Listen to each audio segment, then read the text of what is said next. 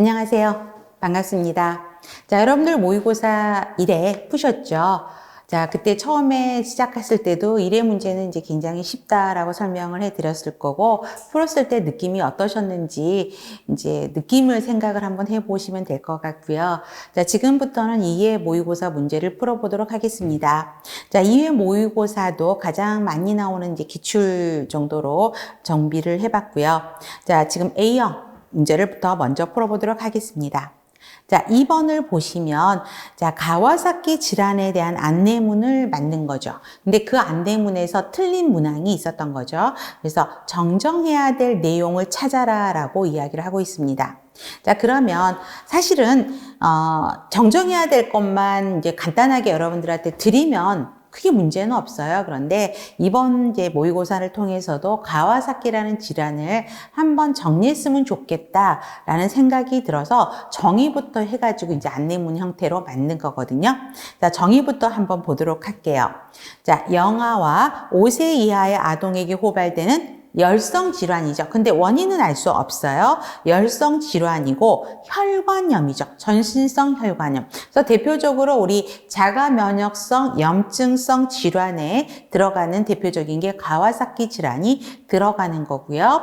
항상 문제에 나오는 거는 진단 기준이 문제에 나오는 걸 볼 수 있습니다. 자, 그러면 물론 정의에 대한 거는 맞게 설명을 했죠. 그러면 진단 기준을 볼게요. 그래서 진단 기준은 여러분들 꼭 알고 계셔야 될 항목인 거는 이미 알고 계시고 아마 이거에 대한 내용은 다 정리가 되었을 거라고 저는 생각을 해봅니다. 자, 그러면 나번 항생제와 해열제에 반응하지 않는 5일 이상의 지속되는 열. 자, 5일 이상의 고열, 거의 40도에 가까운 39도 40도에 가까운 열이 지속이 되는데 항생제나 해열제를 먹어도 소용이 없어요. 계속 열이 나는 거 맞죠? 답은 화농성 분비물을 동반한 일측성 결막충혈. 자, 그러면 결막충혈은 맞아요. 그런데 화농성 분비물이 동반되지 않죠. 그래서 화농성 분비물이 없는 한쪽 눈에만 있는 게 아니라 양쪽 눈에 다 있는 거죠. 그래서 답번이 틀린 문항으로 보시면 되겠습니다. 그러면 답번을 옳게 바꾼다 그러면 어떻게 바꾸면 되죠? 화농성 분비물이 없는 양측 결막의 충혈이다. 이렇게 바꿔야 되겠죠? 라번, 소양증을 동반한 손과 발의 부종, 손, 발바닥, 혼반이 있다. 라고 나오는 거 맞죠? 그래서 항상 국시에서도 또 라번도 많이 나와요. 소양증을 동반한다, 동반하지 않는다 이런 형태로도 나오기도 하고요. 그래서 라번 문항 기억하시고 자, 마번에서도 1.5cm 이상의 경부의 임파선 부종이 있게 되고요. 붉고 갈라진 입술, 딸기 모양의 혀. 이 바번 문항은 항상 문항에 들어가 있는 문항이죠. 그 다음에 4번, 수포를 형성하지 않는 혼반성 발진. 그래서 이 역시도 수포를 형성하느냐, 수포를 형성하지 않느냐. 이게 또 핵심 키워드거든요. 그래서 국어를 구별을 하셔야 됩니다. 그래서 진단 기준에서 틀린 거는, 그죠? 답번이 틀린 거죠. 그 다음에 합병증입니다. 자, 관상동맥을 확장시켜서 관상동맥류를 발생한다라고 되어 있어요. 아까 정의에서도 보시면 전신성 혈관염 이라고 이야기를 했죠. 그래서 혈관염이 진행되면서 세정맥이라든가 그다음에 세동맥, 모세혈관에 영향을 미치게 되죠. 그래서 염증 반응을 유발을 하게 됩니다. 그래서 염증 반응이 일어나는 가장 1차적으로 발병하는 데가 어디냐? 그러면 심혈관계에서 일어나게 되죠. 그래서 심혈관계에서 발생하다 보니까 관상동맥류가 발생하게 되죠. 왜? 염증이 있으니까 혈류 흐름이 원활하게 이루어지지 않죠. 그래서 혈류 흐름도 느려지면서 또 혈소판이 증가하게 되죠. 그래서 관상동맥류, 관상동맥 혈전증이라는 합병증이 일어나게 되는 것입니다. 그래서 A번 동그라미 문항입니다. 그다음에 치료를 보게 되면 자, 첫 번째 면역 글로불린을 투여한다라고 되어 있습니다. 그래서 자, 면역 글로불린은 대표적인 게 항염 효과죠. 그래서 관상동맥류, 관상동맥 기형을 유발하기 때문에 그거를 유발하지 않도록 지금처럼 면역 글로불린이 투여된다. 맞는 문항이죠. 그 다음에 아세타아미노펜이요. 자, 아세타아미노펜은 열 떨어뜨리고 염증 증상을 완화하고 관상동맥 폐쇄를 방지한다라고 되어 있죠. 자, 그러면 여기서 우리 가와사키에서는 아세타아미노펜이 아닌 어떤 약물을 쓰게 되죠? 그렇죠. 아스피린을 쓰게 되죠. 그래서 아세타아미노펜이 아닌 아스피린을 사용하면서 그 옆에 열과 염증 증상 완화, 관상동맥 폐쇄를 막는다라는 거 꼭 기억하셔야 되고, 또 하나 관상동맥 혈전증, 아까 혈소판이 응집이 돼서 혈전이 생긴다 그랬죠. 그렇기 때문에 혈소판 응집을 막기 위해서 자, 여기에서 지금처럼 아스피린이 투여가 되는 걸 볼 수 있습니다. 그다음에 카본, 와파린이죠. 자, 여기도 관상동맥 혈전증 폐색을 예방을 하죠. 그래서 항응고제로 와파린이라는 약물이 들어가게 됩니다. 그래서 가와사키에서 세 가지 약물, 면역글로불린, 그 다음에 아스피린, 그 다음에 와파린이 들어가는 거는 꼭 기억을 하셔야 되고, 그거의 치료 효과, 어떤 목적을 가지고 투여되는지도 확인을 하셔야 되겠죠. 사실 지금 2번 문항은 뭐 틀린 것만 찾아라 그러면 간단해요. 답은 아까 틀렸고, 그 다음에 아세타아미노펜이 아닌 아스피린 차번이 틀렸어요. 그것만 간단하게 보셔도 되지만 또 가와사키 관련해서 다른 것들도 관련 있는 것들이 문제에 나올 수 있어서 이번 기회를 통해서 다시 한번 정리해보는 기회를 가졌다라고 생각하시면 될 것 같습니다. 다음에 4번 문항입니다. 자, 선천성 고관절 이형성증. 그럼 말 그대로 선천성 고관절 탈구를 이야기를 하고 있죠. 그래서 선천성 고관절 이형성증도 국시에서도 굉장히 문제가 많이 나오는 사실은 문항 중에 하나고, 신체 검진 방법을 물어보는 문제들이 많습니다. 자, 그러면 4번 문항에서 선천성 고관절 이형성증 동그라미 해보세요. 그러면 문제에 선천성 고관절 탈구에 대한 정의가 들어가 있죠. 자, 대퇴관절의 불완전한 발육으로 대퇴골 두부가 관골구 안으로 들어가지 못하는 상태를 선천성 고관절 이형성증이라고 정의를 하고 있죠. 자, 진단이 내려져서 치료가 2개월 전부터, 그렇죠? 이제 고정시키는 방법을 통해서 시작이 되어야 됩니다. 그래서 신체 검시시에 나타나는 진단검사 결과를 지금 작성 박스에 넣어놓고 문제에 이제 들어가 있는 걸 볼 수 있습니다. 그러면 그거를 답을 한번 해볼까요? 첫 번째, 아이를 편편히 눕힌 상태에서 서로 무릎을 세워요. 그러면 무릎의 높이가 다르고 탈구된 쪽이 낮은 검사를 무슨 검사라고 이야기를 하죠? 그렇죠? 첫 번째 뭐예요? 앨리스 사인이라고 이야기하죠. 자, 그래서 첫 번째는 앨리스 사인, 그래서 갈라지 사인이라고 이야기를 볼 수 있습니다. 남은 아기를 눕히고 고관절을 90도로 굴곡시키고 외전시키면서 대전자부를 내측으로 밀어 올릴 때 뚝 하는 느낌을 손에 느낀다. 자, 정상적인 애들은 이렇게 밀어 올렸을 때 뚝 하는 느낌이 없어요. 근데 탈구가 있었던 애들은 뚝 하면서 그 느낌이 들어가. 그래서 외전식 고관절을 환원시키는 방법입니다. 그래서 탈구된 골두를 다시 올바른 대로 정복시키는 검사, 나번. 이게 뭐죠? 자, 이 나번 같은 경우는 오토라니 테스트 양성이라고 이야기를 하죠.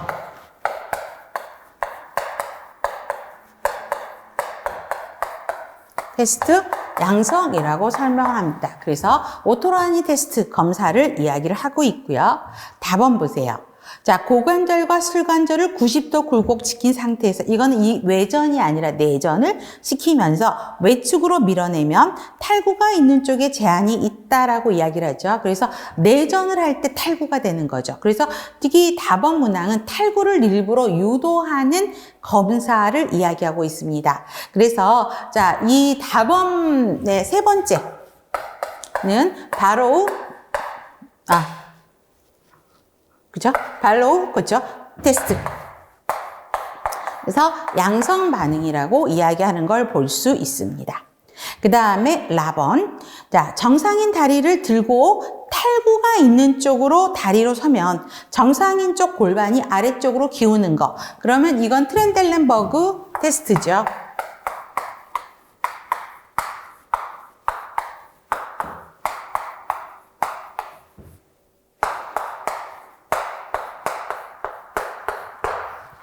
자, 이거를 볼 수 있습니다. 다섯 번째는 관탈구측 화지를 하방으로 잡아당기거나 상방으로 밀어 올렸을 때 대퇴상단의 비정상적인 하강 혹은 상승 운동이 촉진되는 거, 이게 관절 피스톨 증후군을 이야기를 하고 있죠. 그래서 지금은 4번 문항은 이제 간단하게 검사명을 쓰고 그게 이런 반응이 양성 반응일 때 선천성 고관절 탈구를 의심할 수 있습니다. 그러나 이거를 조금 변형을 하면 앨리스 검사 방법을 쓰세요.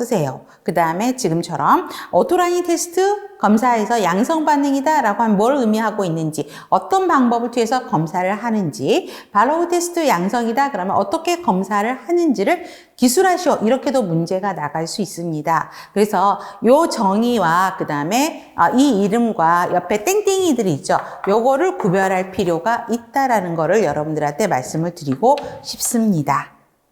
자, 그렇게 해서 보시면 되겠고, 그 다음에 지금 우리가 5가지를 문제 드렸어요. 신체검진, 진단검사 5가지 방법. 근데 한 가지가 더 있다면 뭐가 있을까요? 비대칭적 피부 주름이 있죠. 주름이 어느 쪽이 더 많아요? 탈구된 쪽이 훨씬 더 주름이 많은 것을 볼 수 있죠. 그것도 하나만 더 써놓으셔도 도움이 되실 겁니다. 자, 그렇게 해서 보시면 되겠고, 다음에 5번 문항이죠. 호흡기 질환 관리에 관한 보건교사 연수 자료인데요. 자, 지금 천식에 대해서 이야기를 하고 있습니다. 그러면 이 역시도 천식에 대한 정의를 보면, 자, 기도가 만성 염증이 있게 되고, 그 다음 기도 폐색이 일어나고, 기도의 과민성 증가가 나타나는 폐쇄성 질환이다라고 이야기합니다. 그러면 우리가 한 가지 여러분들에게 질문을 드리면, 우리 폐쇄성 폐질환의 대표적인 게 천식이 있고, 또 뭐가 있었죠? COPD 있었죠? 그 다음에 또 뭐가 있었어요? 기관지 확장증이에요. 그래서 3가지는 폐쇄성 질환의 3가지는 기억을 하실 필요가 있죠. 그래서 천식에 대한 정의를 여러분들에게 설명을 드렸고요. 그다음에 문제 보여. 작성 방법을 보시면 천식의 병태 생리를 기술하라 라고 되어 있습니다. 자, 그러면 천식의 정의에서 보면 기도의 과민성 증가예요. 그럼 천식은 뭐와 관련되어 있죠? 알러지하고 관련이 되어 있죠. 자, 그러면 알러지원이 우리 몸에 들어오면 1시간 안에 뭐가 생겨요? 면역글로불린 IgE가 반응을 하게 되죠. 그래서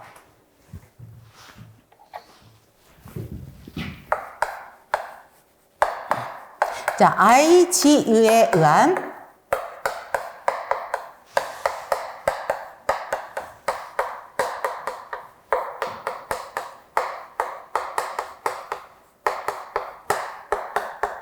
체액성 면역 반응이 일어나게 되죠. 그래서 가장 쉽게 알러지원이 우리 몸에 들어와요. 그러면 IgE가 여기에 반응을 하게 되고 IgE에 의해서 체액성 면역 반응이 일어납니다. 그러면 체액성 면역 반응이 어떻게 일어나냐? 기관지에서 얘네들이 뭐와 결합을 하죠? 비만세포와 결합을 하는 것을 볼 수 있습니다.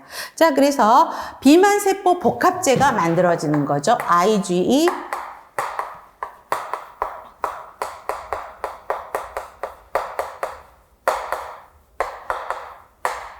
자, 이게 IG 비만세포 복합제가 기관지에서 만들어지게 되죠. 자, 그러면서 비만소에 딱 붙어요. 복합제가 만들어져요. 시간이 지나면 이게 비만세포에서 탈과립이 일어나죠. 벗어나는 거죠. 과립화가 일어나요. 탈과립화가 일어나면 염증을 유도하는 염증 매개 물질이 분비가 되죠. 그러면 혹시 염증 매개 물질 대표적인 게 뭐였죠? 그렇죠. 히스타민, 유코트리엔, 브라디키닌 이런 것들이 있을 거예요. 프로스타글란딘 이런 것들이 염증 매개 물질이 나타나면서 이제 염증 반응들이 일어나게 되죠. 그래서 기관지 평활근이 수축을 하게 되고 모세혈관 투과성이 증가가 되고 그다음에 기도에 상피세포가 손상이 일어나면서 분비물이 많아지고 그다음 호흡곤란을 초래하고 기도 내경이 좁아져서 천식 발작이 일어나는 특성을 갖고 있다라고 보시면 되겠습니다. 그러면 디귿번 볼게요. 디귿번 보기 전에 증상도 같이 볼게요. 자, 그래서 니은번 보세요.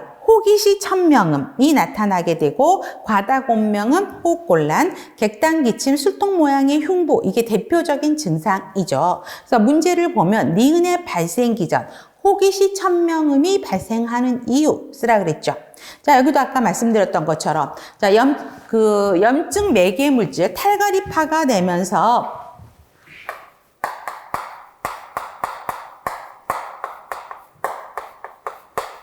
염증 매개 물질이 유리가 되면서 염증 반응이 일어난다 그랬죠. 그래서 기도 부종이 일어나고 기도 분비물이 증가가 되고 그 다음에 기도 직경, 내경이 좁아지게 되죠. 그럼으로 인해서 공기 배출이 어려워지는 거죠. 그래서 술통 모양의 지금처럼 흉부가 만들어져요. 그래서 공기를 밖으로 빼내는 게 어렵죠. 그래서 호기시 천명음이 나타난다는 거죠. 그래서 대표적으로 우리가 천식의 특성이 호기시 천명음이에요. 호기 시간이 지연되는 특성을 볼 수가 있습니다. 그로 인해서 나타나는 거고요. 자, 니은에서 또 한 가지 질문을 드릴게요. 천식의 대표적인 세 가지 증상을 쓰라? 그럼 또 뭘 쓸 수 있어요? 호기시 천명음, 그 다음에 호흡곤란, 기침 이렇게 들어가도 되겠죠. 자, 그 다음에 진단검사를 보게 되면 폐기능 검사가 천식 정확하게 진단하기 위한 검사가 폐기능 검사라고 이야기를 하고 있죠. 그래서 1초 강제 호기량이 감소하게 되고요. 또 어떤 항목이 감소가 되죠? 그쵸? 최대 호기 유속. 이 최대 호기 유속이 이제 감소하게 되죠. 그래서 호기량이 줄어드는 검사를 통해서 알 수 있고요. 자, 객단 혈액 검사를 통해서 우리가 호상구가 증가하고 Ig가 증가하는 걸 볼 수 있습니다. 또 ABG에서 처음에는 호흡성 알칼리즈죠. 과다환기로 인해서 호흡성 알칼리즈가 일어나고 뒤로 갈수록 과탄소 혈증이죠. 그래서 호흡성 산증을 유발하는 특성을 가지고 있습니다. 또 알레르기 검사를 하게 되고요. 자, 치료약물은 대표적인 게 이제 기관지 확장제, 기도가 좁아지죠. 기도 직경이 작아지니까 기관지를 확장시키는 기관지 확장제가 들어가고, 그다음에 염증을 유발하니까 항염증제가 들어갑니다. 대표적인 약물이 두 가지예요. 그러면 질문을 보시면, 자, 기관지 확장제 약물 종류와 기전을 기술하라고 되어 있죠. 자, 대표적인 약물이 뭐예요? 기관지 확장제, 베타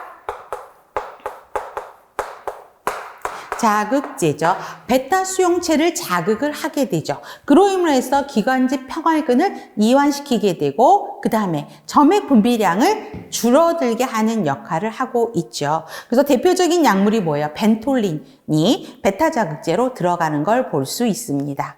그다음에 두 번째 들어가는 게 콜린성 기량제예요. 자, 기량제예요. 그래서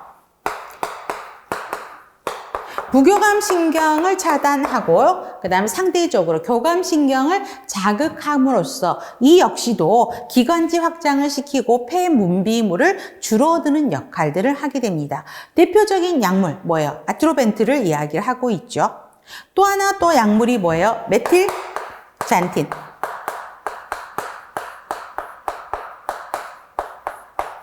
메틸잔틴 역시도 기관지 평활근을 이완시켜요. 그래서 기도 확장을 시키고 경련을 완화시키는 역할을 하고 있고요. 우리가 많이 쓰는 약물 중 아미노필린, 티오필린 이런 약물이 메틸잔틴에 속하는 약물인 걸 알 수 있습니다. 그래서 기관지 확장제, 약물 종류와 기전을 써라 그러면 베타 자극제, 콜린성 기량제, 메틸잔틴 이걸 쓸 수 있었으면 좋겠고 대표적으로 공통적으로 특징이 이미 기관지 평활근을 이완시키고 기관지 분비물을 줄여들여서 기도 폐쇄를 예방한다라고 보시면 되겠고 각각의 베타 자극제, 콜린성 기량제, 메틸잔틴의 약물도 같이 연결해서 여러분들이 기억을 해 놓으시면 도움이 되실 거라고 생각이 드네요. 자, 그 다음에 밑에 항염제죠. 염증을 줄이는 소염제 역할을 하는 거죠. 그래서 흡입용 스테로이드, 그 다음에 유코트리엔 완화제, 비만세포 안정제. 결국은 염증 매개를 염증 매개 물질이 나오지 않도록 감소시키는 역할들을 하는 게 이 대표적인 약물입니다. 그래서 천식도 사실은 기출의 빈도수가 굉장히 높은 빈도를 차지하고 있는 것을 볼 수 있죠. 그래서 이번 시간에 다시 한번 정리해 본 거고요. 다음 7번입니다. 자, 보건교사가 5교사와 나눈 대화 내용이에요. 자, 작성 방법에 따라 이제 쓰라고 되어 있는데, 자, 여기서 핵심 단어는 28주죠. 임신 28주. 그래서 임신성 당뇨로 진단을 받은 겁니다. 자, 그러면 임신성 당뇨는 임신 중반기에 검사를 통해서 임신성 당뇨로 판단을 할 수 있죠. 그래서 28주 정도 보시면 되고요. 자, 생각하지도 않았는데 진단받으니까 걱정도 되고 당뇨 유전 인자도 없는데 당뇨병이 그러니까 임신성 당뇨가 왜 생겼지라고 고민을 하고 있는 거죠. 자, 그래서 그것은 임신 중에 대사 변화로 인해 나타난다라고 설명을 하고 있죠. 그러면 기억번, 자, 임신성 당뇨가 발생하는 기전과 관련된 대사 변화 쓰라고 되어 있죠. 자, 그러면 우리가 인슐린이 어디서 분비되죠? 랑게르상스성에서 베타세포에서 인슐린이 분비가 되면 우리가 임신을 하게 되면 이제 그 랑게르성에서 인슐린을 조금 더 많이 분비를 하게 됩니다. 분비량이 증가가 되고요. 또 그 중에 하나가 또 우리가 임신을 하게 되면 난소에서 나오는 태반 호르몬들이 있죠. 대표적인 게 에스트로겐, 프로게스테론, 그 다음에 코티졸, 락토젠 뭐 이러한 태반 호르몬들의 분비량이 굉장히 많이 나오게 되는데 그게 기량작용, 인슐린 기량작용을 하게 됩니다. 그래서 인부가 상대적으로 고혈당에 노출이 되는 걸 볼 수 있죠. 인슐린이 분비가 돼요. 그럼 잘 분비가 되면 혈당이 높아지질 않잖아요. 그런데 이 난소에서 나오는 태반 호르몬들이 기량작용을 하다 보니까 고혈당을 유지하게 되고요. 또 우리 코르티코스테로이드가 어디서 나오죠? 부신피질에서 나오죠. 그 다음에 성장 호르몬이 뇌하수체 전엽에서 나오게 되죠. 그래서 글루코코르티코이드 수치가 증가하거나 아니면 성장 호르몬이 분비량이 증가해서 임산부의 또 고혈당을 또 자극을 하게 됩니다. 그래서 이런 복합적인 기전의 대사 변화에 의해서 임신성 당뇨가 나타나는 걸 볼 수 있죠. 그 다음에 자, 임신성 당뇨가 저나 그죠 인부나 또는 신생아에게 어떤 영향을 줄 수 있는지 물어보죠. 자, 그러면 임신성 당뇨로 인해서 자, 인부가 겪게 되는 증상이 뭐죠? 대표적인 게 감염이에요. 그렇죠? 자, 혈당의 당이 굉장히 높은 거죠. 그래서 감염이 나타나게 되는데 특히 당뇨는 소변에 포도당이 나오는 거잖아요. 그래서 당일도 포도당이 굉장히 많아서 비뇨기계 감염이 굉장히 생각보다 많이 증가하는 걸 볼 수 있고요. 그래서 비뇨기계 감염, 대표적으로 질염인데 질염도 뭐가 있죠, 여러분? 모닐리아성 질염이 많이 나타나는 걸 볼 수 있습니다. 또 나타나는 게 뭐냐? 임신성 고혈압이요. 임신성 당뇨 환자가 임신성 고혈압을 같이 동반하는 경우가 굉장히 많죠. 그래서 임신성 고혈압이 발생 확률이 훨씬 높아지는 걸 볼 수 있고요. 그 다음에 또 하나, 양수과다증이 나올 수 있습니다. 자, 엄마가 당이 많아요. 그러면 당은 태반을 통해서 아기에게 그대로 전달이 되거든요. 그럼 애도 과포도당, 고농도의 당을 갖고 있단 말이죠. 그러다 보니까 다 뇨와 관련이 되어 있어요. 그래서 아기가 소변으로 많이 당을 배출을 하게 되죠. 그러다 보니까 양수량이 훨씬 많아지는 특성을 갖고 있죠. 그래서 양수과다증을 유발할 수가 있고요. 그 다음에 아기가 너무 커져. 그래서 분만을 할 때 난산을 유발을 하게 됩니다. 그래서 되게 분만하기 힘들어서 물론 커서 4kg 노말 델리버리 하기도 하지만 제왕절개 하는 경우도 생각보다 많고요. 그 다음에 케톤산증이 나타나게 되죠. 혈중에 케톤이 이제 많이 있는 거고 또 나타나는 거 출혈 빈도가 증가한다라는 것도 같이 출혈 경향이 증가 이렇게 보셔야 되겠네요. 증가한다 이러한 것들이 인부에게 미치는 영향이라고 보시면 되겠습니다. 다음 디귿번. 자, 임신성 당뇨시 신생아에게 나타나는 증상이에요. 그러면 신생아에게 나타나는 증상에 자, 출생시 손상이 있다 그랬죠? 왜 그럴까요? 너무나 애가 커져요. 그래서 커진 아기가 나오면서 이제 손상을 받을 경우가 많고요. 그 다음에 호흡곤란 증후군이 있고 저혈당이 있고 적칼슘 혈증, 고빌리루빈 혈증, 다혈구 혈증이 나타날 수 있습니다. 자, 그래서 인부에게 미치는 영향은 어떤 것들이 있고 그 다음에 아기에게 미치는 영향이 어떤 것들이 있는지는 정리하실 필요가 있고요. 자, 문제는 다 물어본 거 아니죠. 자, 호흡곤란 증후군과 저혈당 증상과 관련해서 발생 기전을 쓰라고 되어 있죠. 자, 그러면 임신성 당뇨를 엄마가 임신성 당뇨인데 신생아가 자, 호흡곤란 증후군이 연결이 돼요. 그러면 자, 호흡곤란 증후군 하면 바로 떠오르는 단어가 뭐예요? 설펙턴이죠. 그래서 계면활성제예요. 그래서 계면활성제 역할은 아기가 숨을 쉴 때 폐포를 확장하는 능력을 하게 하고 그다음에 표면 장력을 줄여줘서 확장하는 시키게 하고 또 호기가 되면 쭈그러드는 거잖아요. 자, 폐포가 쭈그러드는 걸 방지하는 역할이 계면활성제 역할이에요. 그런데 계면활성제 생성을 조금 어렵게 만들게 됩니다. 그래서 고혈당은 계면활성제 생성을 부족하게 해서 호흡곤란을 유발을 하게 되고요. 그 다음에 저혈당입니다. 자, 태아는 저혈당을 갖고 있게 돼요. 자, 다시 말하면, 자, 엄마의 고혈당은 태반을 통해서 아기한테 높은 혈당을 유지하게 됩니다. 그러나 엄마에서 만들어지는 인슐린은 태반을 통과하지 못해요. 그러면 태아가 내 몸에 혈당이 높구나 라고 하면서 그 높은 혈당을 조절하기 위해서 태아 몸에서 태아 췌장에서 인슐린을 막 분비를 하게 됩니다. 그러면 높은 혈당이기 때문에 태아 췌장에서는 인슐린 양을 많이 분비를 하고 있으면서 밸런스를 맞추려고 노력을 하고 있겠었겠죠. 그런데 분만이 됐어요. 그래서 제대결찰이 딱 끊어졌어요. 태반 만출되고 그러면 태반에서 이제 엄마의 높은 혈당이 오는 게 스탑이 됐죠. 그런데 신생아 몸에서는 그걸 인지하지 못하죠. 그래서 포도당이 줄었음에도 불구하고 태아 췌장에서는 인슐린을 너무나 과다하게 분비를 하다 보니까 혈당이 떨어지게 되죠. 그래서 엄마가 임신성 당뇨일 때 신생아에서 신체 검진하고요. 제일 먼저 하는 게 그거예요. 혈당 검사해서 태아의 저혈당 증상이 혈당 수치를 먼저 확인하는 걸 하게 됩니다. 그래서 저혈당이 나타난 거 그거를 기술하실 수 있으면 되겠습니다. 다음 리을번 임신성 당뇨 시 이루어지는 간호중재 방법을 기술하라고 되어 있어요. 그래서 자, 제가 출산 시까지 관리해야 될 부분이 있다면 어떤 것들이 있나 이렇게 되었죠.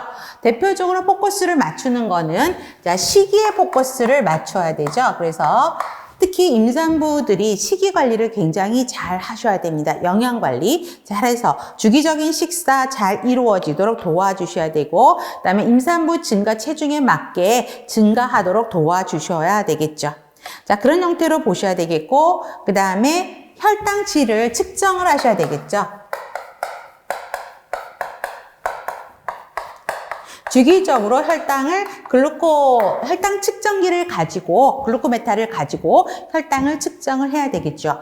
특히 우리 보통 처음에 임신성 당뇨인 환자들은 식이요법과 그다음에 혈당 측정을 통해서 그렇죠? 당 관리를 하도록 하게 됩니다. 그런데도 불구하고 혈당 관리가 제대로 되지 않으면 경구형 혈당 강화제는 투여가 되지 않죠. 왜 그렇죠? 그렇죠. 태아의 기형을 유발할 수 있죠. 그렇기 때문에 경구 혈당 강화제는 들어가지가 않고 혈당 조절이 되지 않으면 인슐린을 바로 투약을 하게 되죠. 그래서 자, 보통 인슐린을 투여하지 않고 식이요법만 가지고 하는 임신성 당뇨환들은 식전에 한 번 하고 식후 2시간, 그래서 하루에 4번 정도 혈당을 체크하게 하면 되고요.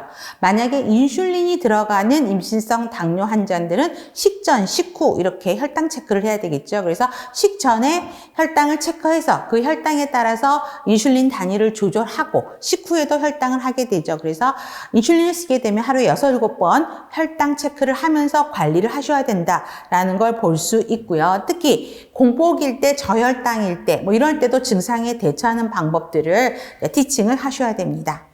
또 주기적으로 소변 검사가 이루어져야 되겠죠. 여기서 특히 뭐 당 나오는 건 당연히 임신성 당뇨 확인하셔야 되고 당 나오는지도 보셔야 되겠고요. 또 당도 봐야 되지만 케톤이 빠져나오는지도 보셔야 되겠죠. 그래서 이런 소변 검사를 주기적으로 하면서 확인하실 수 있는 방법이 있고요. 그다음에 가장 좋은 거 운동을 통해서 해야 되죠. 자, 아까도 인슐린을 쓰지 않는 사람 식이요법, 그 다음에 식이요법, 혈당 체크, 운동을 통해서 하게 됩니다. 자, 그러면 또 하나 문제가 나올 수도 있겠죠. 운동은 당 관리에서 어떤 역할을 하느냐 이런 것도 나올 수 있죠. 그래서 운동을 하면 혀피에 있는 당을 어디로 옮겨요? 근육으로 옮기게 되죠. 그래서 포도당을 줄여주는 역할이 운동이죠. 그래서 인부에게 가장 적당한 운동이 무엇이냐? 그럼 뭐예요? 걷기 운동이죠. 그래서 식후 30분 지나서부터 이제 운동을 하도록 티칭을 하셔야 된다라는 거 보시면 될 것 같고요. 또 하나 중요한 거, 태아 사정을 해야 되겠죠.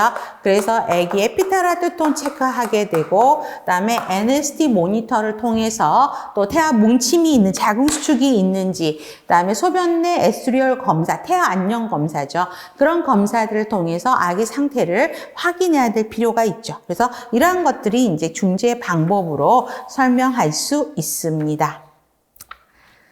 11번입니다. 자, 고등학생과 보건고사의 대화 내용인데요. 자, 보건일지를 보시면 자, 17세고요. 오전부터 속이 미식거리고 구토가 있었고 약간 열이 나는 것 같은, 그러니까 높은 열은 아닌 것 같아요. 미열 정도. 그다음에 허리를 구부린 자세로 오른쪽 아래 복부 통증을 호소하고 있어요.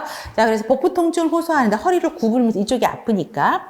그다음에 보건실 침대에 눕혔더니 오른쪽 다리를 구부리고 몸을 움츠린 자세를 하고 있대요. 그럼 뭐예요? 오른쪽 아랫배에서 통증이 느껴지는데 그 통증을 완화시키려고 누워서 오른쪽 다리를 구부리고 몸을 움츠린 자세, 이게 통증을 완화하는 방법 중에 하나죠. 자, 신체 사정을 했는데 열은 7도, 약간 미열이 있고요. 맥박 100회 조금 빠르고 호흡수 조금 빠르죠. 자, 혈압은 크게 문제는 없어요. 출혈은 아닌 거죠. 자, 과거력 별다른 건강 문제 없고요. 질환 병력을 없어요. 자, 그러면 예상할 수 있는 질환이요. 특히 오른쪽 아랫배가 아프고요. 속 미식거리고 구토하고 허리를 구부리면서 통증을 완화하려고 하는 고등학생 청소년들에게 많이 나타나는 질환 뭐예요? 충수염을 이야기하고 있죠. 급성 충수염입니다. 그래서 예상할 수 있는 질환 급성 충수염이고요. 자, 오른쪽 복부 검신 시 확인해야 될 내용이 무엇인지를 기술하라고 되어 있어요. 특히 우리 충수염일 때 검사 방법들은 많이 일반적으로 많이 알고 있는 내용 중에 하나이죠. 그래서 대표적인 증상은 급성 통증이에요. 자, 급성 통증인데 주로 어디에서 느끼는 통증이죠? 오른쪽 아랫배, 그쵸? 알레큐 페인이라고 이야기를 하고 있고, 자, 이 알레큐 페인이 느껴지는 포인트가 어디죠? 맥버니 포인트죠. 그래서 맥버니 포인트에서 알레큐 페인을 느끼게 된다. 라는 거는 여러분들이 우리 충수염이다 그럴 때는 다 알고 계시는 내용이실 겁니다. 그 다음에 또 나타날 수 있는 우리 충수염 할 때 나타나는 게 뭐예요? 반동 압통이죠. 자, 압통인데 뭐냐면 눌렀을 때 아픈 게 아니라, 그죠? 눌러서 다시 손을 뗐을 때 통증이, 누를 때는 아프지 않아요. 근데 손을 뗐을 때 아픈 압통증, 이게 반동 압통이라고 이야기를 하고요. 그 다음에 나타나는 게 로브싱 징후죠. 이건 뭐죠? 자, 맥버니 포인트가 오른쪽 배가 이렇게 있고 이렇게 있으면 아래쪽에 이쪽 페인이에요. 이쪽이 이제 아픈데 로브징 징후는 여기 맥버니 포인트하고 반대되는 쪽에 여기를 누르면 여기가 아픈 거죠. 여기를 안 눌렀는데 이쪽 반대편에를 눌렀는데 여기가 아픈 거. 이게 로브징 징후이고요. 그 다음에 또 나타나는 게 요근 징후를 확인하셔야 되죠. 요근 징후는 자, 오른쪽 아랫배가 아파요. 그러면 왼쪽으로 누워서 이렇게 왼쪽으로 누워서 오른쪽 여기 고관절 있잖아요. 이거를 쭉 피면 통증이 느껴지는 것을 요근 징후라고 이야기를 하죠. 그래서 네 개의 대표적인 복부 통증을 확인하는 방법, 이 네 가지가 있습니다. 그래서 요거를 확인하시면 될 것 같아요. 니은번 응급실로 이동하기 전에 보건교사가 학교에서 시행하여야 할 중재를 기술하라 그랬죠. 충수염인 것 같다라는 느낌이 드시면 제일 먼저 하셔야 되는 게 금식부터 시켜야 되죠. 그래서 물도 먹지 않도록 디칭을 하신 다음에 그 다음에 해야 될 거. 보통 우리가 배가 아프면 핫팩 갖다 주잖아요. 그런데 우리 충수염 환자에게는 핫팩을 하게 되면 안 되죠. 왜요? 자, 핫팩을 하게 되면 염증 부위를 얘가 자극을 해서 오히려 터져버려요. 천공을 유발해서 복막염으로 갈 수가 있거든요. 그렇기 때문에 우리 충수염인 것 같다라고 하면은 핫팩보다는 찬백을 대주셔야 되겠죠. 그래서 얼음 주머니 대주시는 게 훨씬 더 좋습니다.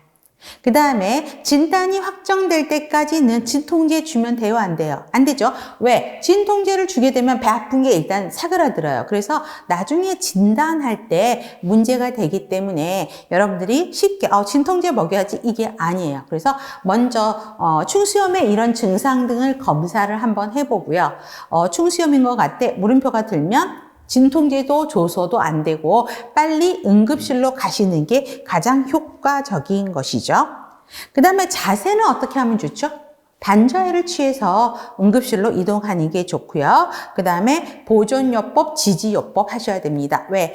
그 충수 쪽이 염증이 있어서 터지게 되면 아까도 복막염으로 될 수가 있죠. 그러면은 체온이 굉장히 많이 올라가고 맥박, 혈압 이런 것들이 다투고 백부가 복부 경직까지도 동반을 되기 때문에 자 파열을 의심할 수 있어요. 그래서 파열되지 않도록 아이스백 해주면서 반자의 상태로 빨리 앰뷸런스 타고 태우고 병원으로 이동하시면 될 것 같습니다. 그게 이제 보건교사가 학교에서 해야 될 행동에 대해서 이야기를 한 것입니다.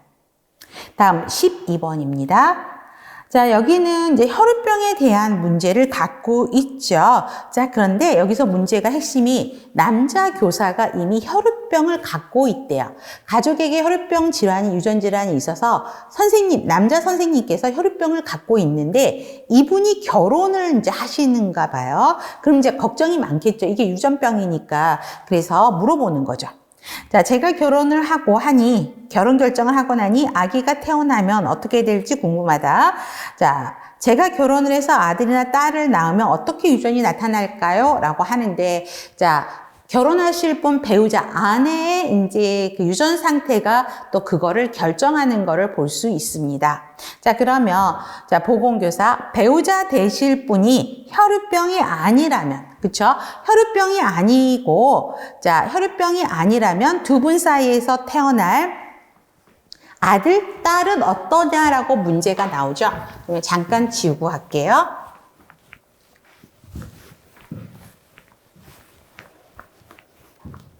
자, 여기서 남자 선생님이 혈우병이라고 먼저 나왔어요. 자, 그러면 남자 선생님이 혈우병이면 자, 어떻게 되죠? 이미 유전 질환을 갖고 있죠. 그래서 여기는 스몰 x라고 할게요. 그 다음에 y. 근데 와이프가 혈우병이 아니라 그랬어요. 정상이라고 이야기하죠. 그러면 정상 이렇게 표시이 되죠. 자, 그러면 자, 스몰 x, 라지 x, 그 다음에 스몰 x, 라지 x, 그 다음에 라지 x, 라지 y, 라지 x, 라지 y 이렇게 되죠. 그러면 아들들은 어때요? 아들들은 전부 정상인 걸 볼 수 있죠. 그 다음에 딸들은 이렇게 되어 있는 건 뭐예요? 자, 보인자인 거죠. 딸들은 자, 그래서 답은 어떻게 쓰면 좋을까요? 자, 두 분 사이에서 태어날 아들은 전부 뭐예요? 100% 정상이죠. 두 명이 다 아들인데 둘 다 정상인 거고 딸들은 100% 전부 보인자인 거를 알 수 있죠. 그런 형태로 여러분들이 답을 쓰시면 되겠고요. 자, 그렇군요. 그러면 선생님의 부모님 중에서 어느 분이 유전질환을 가지고 계시는지 물어보죠. 어머니가 혈우병이 아니고 보인자래요. 그러면 이 남자 선생님의 어머님은 보인자인 거야. 그러면 이렇게 되겠죠? 그 다음에 아버님이 뭐라고 그랬어요? 정상이라고 되어 있어요. 그러면 아버님은 정상이니까 이렇게 되겠죠. 자, 그러면 스몰 x랑 라지 x 이렇게 연락하고 스몰 x랑 라지 y 그 다음에 라지 x 그 다음에 라지 x와 이렇게 되겠죠. 자, 그러면 남자분들을 먼저 볼게요. 그러면 자, 이 xy가 이게 혈우병인 거죠. 그렇기 때문에 이 혈우병을 가진 선생님, 지금 남교사잖아요. 이분이 혈우병인 거야. 그러면 남동생은 어때요? 밑에 남동생은 정상이라는 거죠. 이해되시죠? 그 다음에 여동생은 뭐예요? 한 명은 정상인 거고 한 명은 보인자라는 걸 알 수 있죠. 그래서 그런 형태로 보셔야 됩니다. 그래서 한 명, 남동생은 정상이다라고 보셔야 되겠고, 그 다음에 여동생은, 자, 여동생 한 명은 정상, 한 명은 보인자. 이렇게 설명하셔야 됩니다. 그 다음에, 리을번. 아들과 딸이 다르게 유전되는 이유가 뭐예요? 우리 혈우병은 X염색체에 의한 반성열선 유전이죠. 그래서 엄마가 아들에게 연결되는 질환이에요. 그렇기 때문에 아들과 딸의 비율이 다르게 나타난다라고 보시면 되겠습니다. 자, 그러면 우리 A형 문제 풀어보시니까 어떠세요? 그렇게 어렵지는 않으시죠? 네, 좋습니다. 그러면 잠깐 쉬었다가 우리 B형 문제 풀어보도록 하겠습니다.